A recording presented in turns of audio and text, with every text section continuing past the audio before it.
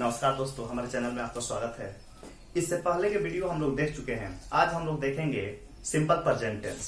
Simple present tense किसे कहते हैं, चलिए।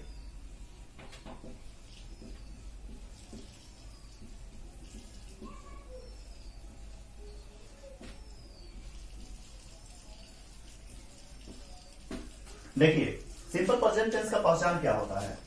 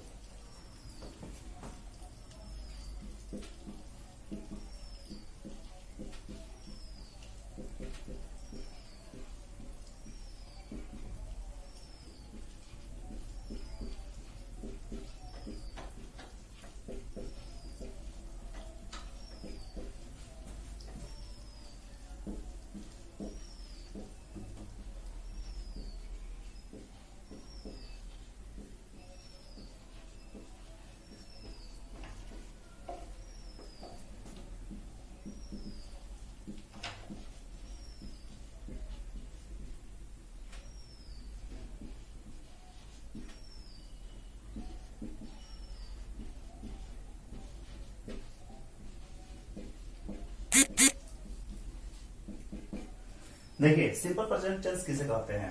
जिस हिंदी वाक्य के मुख्य क्रिया के अंत में ता है, ती है, ते है इत्यादि आवे तो उसका अनुवाद हम लोग सिंपल प्रेजेंट टेंस में करते हैं। जैसे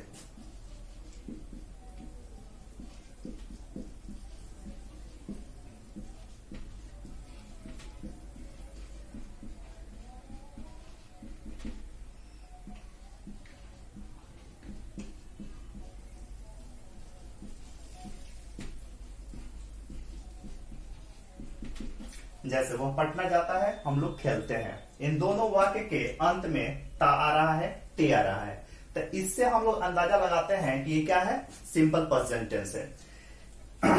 देखिए, सिंपल प्रेजेंट टेंस का वाक्य हम 4 सेंटेंस में बनाते हैं, जैसे अफर्मेटिव में, निगेटिव में, इंट्रोगेटिव और एक WH में। तो सबसे पहले हम लोग देखते हैं कि अफर्मेटिव सेंटेंस में इसका वाक्य कैसे बनाते हैं हम लोग।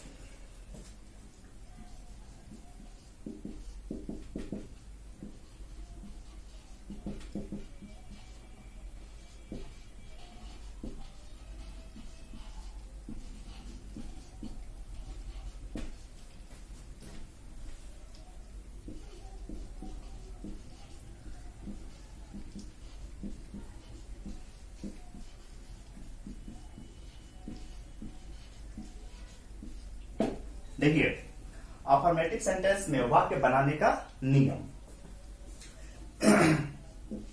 इसका नियम है कि इसमें सबसे पहले हम लोग कर्ता रखते हैं, उसके बाद से मुख्य क्रिया का प्रथम रूप रखते हैं, उसके बाद मुख्य क्रिया में एस या ईएस लगाते हैं, उसके बाद से कर्म रखते हैं यानी ऑब्जेक्ट रखते हैं।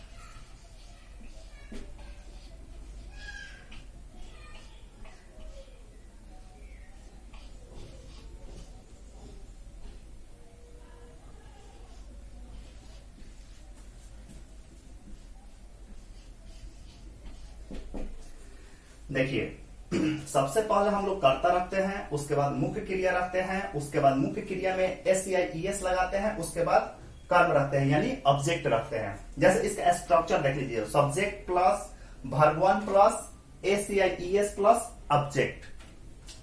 चलिए इसको स्क्रीनशॉट लेना चाहे तो ले सकते हैं, उसके बाद से आगे हम लोग देखते हैं।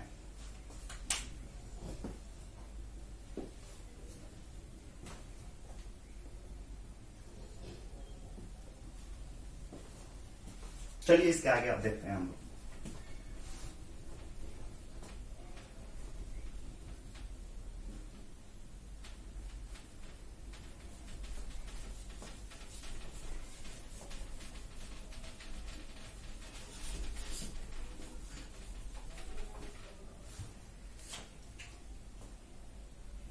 देखिए इसका स्ट्रक्चर होता है अफर्मेटिव सेंटेंस का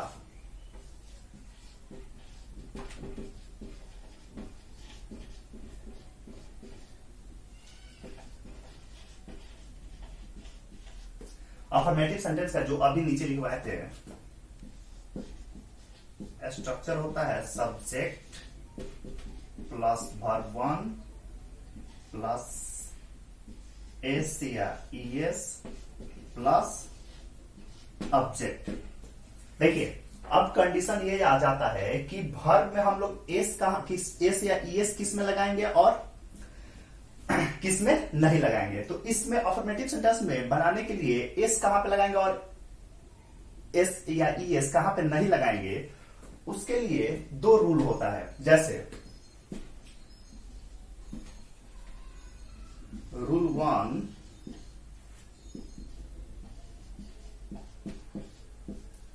अगर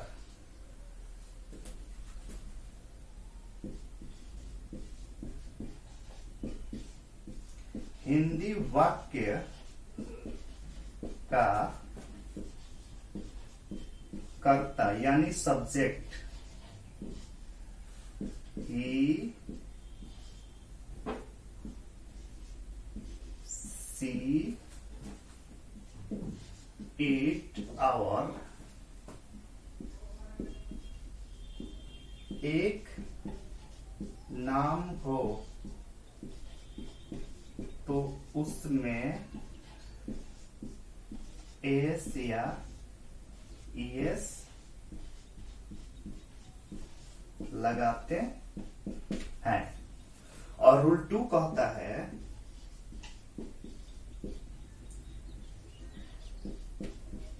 अगर हिंदी वाक्य का कर्ता यानी सब्जेक्ट आई यू वी दे और दो नाम हो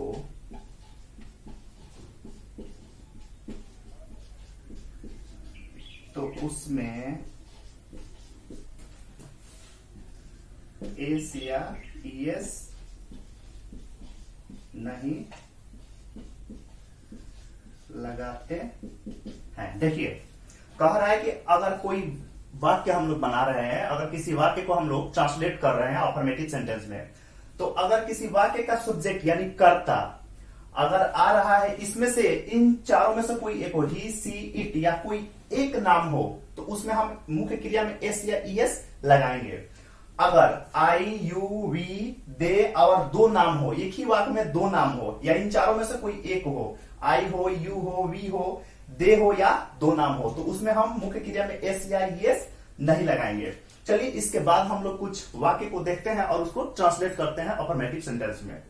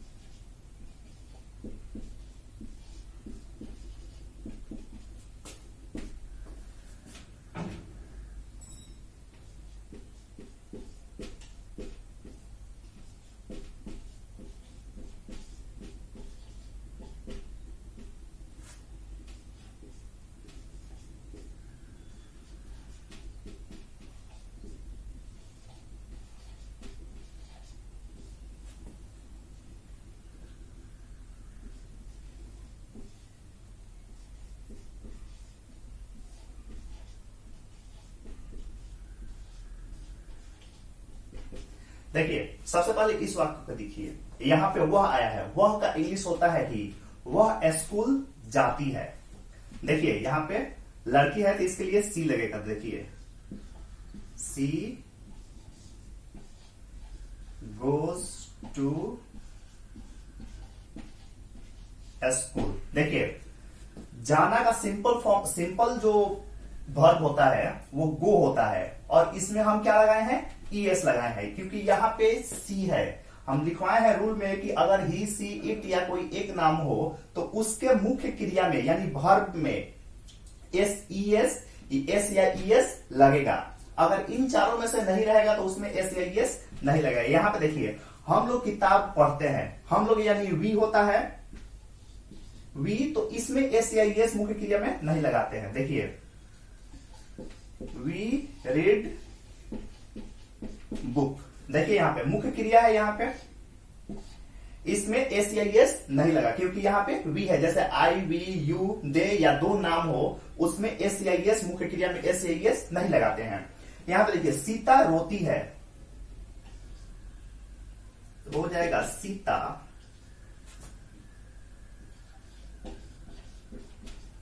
वीप्स,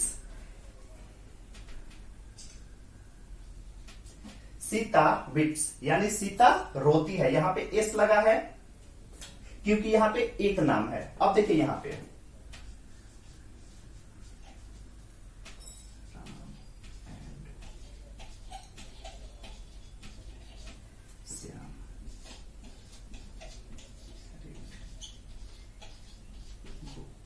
देखिए यहां पे दिया है राम और श्याम किताब पढ़ते हैं, तो दो नाम आ गया, तो हम लिखवाए हैं कि अगर दो नाम हो तो उसके मुख्य क्रिया में एस या एस नहीं लगाते हैं। जैसे Ram and Shyam read book, क्योंकि इसके मुख्य क्रिया ये है, वर्ब ये है रीड पढ़ना, उसमें हम एस या एस नहीं लगाएंगे। यहां पे देख लीजिए हम मुख्य क्रिया कैसे किसे कहते हैं। जैसे देखिए कोई भी काम जारी हो, जैसे करने का बोध हो, जैसे पढ़ना, खेलना, दौड़ना, हंसना, रोना, यानी जिसके अंत में ना आ जाए, एक्सेप्शन कुछ को छोड़कर जिसके अंत में ना आ जाए उसे हम लोग मुख्य क्रिया मानकर चलते हैं लगभग। जैसे देखिए